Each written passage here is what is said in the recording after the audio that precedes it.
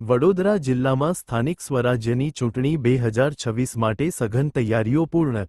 EVM વિતરણ અને કર્મચારીઓની રવાનગી શરૂ. વડોદરા તા 25 એપ્રિલ 2026 શનિવાર વડોદરા શહેર અને જિલ્લામાં આવતીકાલે તા 26 એપ્રિલે યોજાનારી સ્થાનિક સ્વરાજ્યની ચૂંટણીને ધ્યાનમાં રાખીને જિલ્લા ચૂંટણી તંત્ર દ્વારા તમામ તૈયારીઓને આખરી ઓપ આપવામાં આવ્યો છે.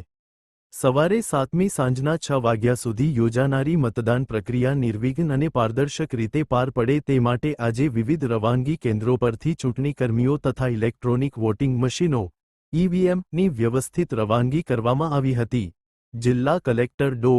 અનિલ ધામેલિયા દ્વારા શહેર અને જિલ્લાના અનેક ડિસ્પેચિંગ સેન્ટરોની મુલાકાત લઈ સમગ્ર વ્યવસ્થાનું નિરીક્ષણ કરવામાં આવ્યું હતું. હરણી સમા રોડ પર આવેલી પીએમ શ્રી કેન્દ્રીય વિદ્યાલય 2 ખાતે વોર્ડ નં. 4, 5 અને 6 માટે ઊભા કરાયેલા રવાનગી કેન્દ્રમાં તેમણે ચૂંટણીકર્મીઓ માટેની સુવિધાઓની સમીક્ષા કરી હતી.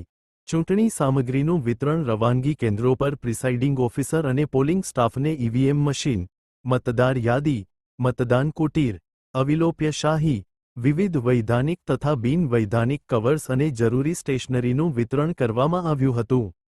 તમામ સામગ્રીની ઝીણવટપૂર્વક ચકાસણી કર્યા બાદ ટીમોને તેમના ફાળવાયેલા મતદાન મથકો તરફ રવાના કરવામાં આવ્યા હતા.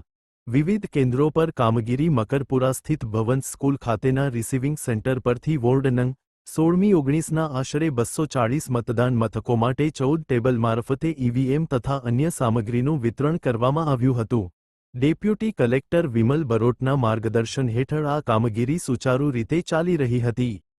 તે ઉપરાંત કરજણ તાલુકા સેવા સદન ખાતે પણ જિલ્લા પંચાયત વિસ્તાર માટે 12 ટેબલો મારફતે ચૂંટણીલક્ષી સામગ્રીનું વિતરણ કરવામાં આવ્યું હતું.